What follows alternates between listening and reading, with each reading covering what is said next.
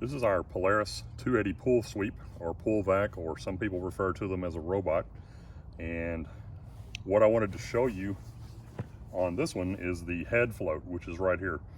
So if you've got one of these cleaners that's in your pool and it's maybe constantly like on its side like this, you need to check this head float. And to do that, you can simply just unscrew it or pull it off like this.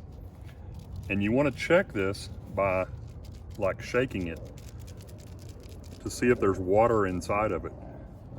Over time, these things will wear out or crack from being in the water and the chlorine, and they'll start to leak and they'll fill up with water.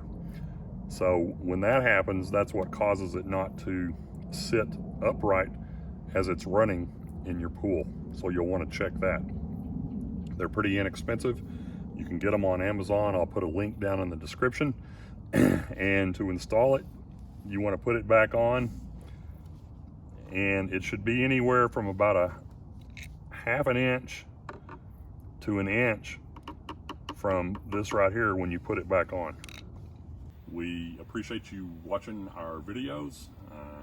If you don't mind, it would help us out if you could subscribe to the channel. We have a lot of other videos on how to take care of your pool and your pool equipment.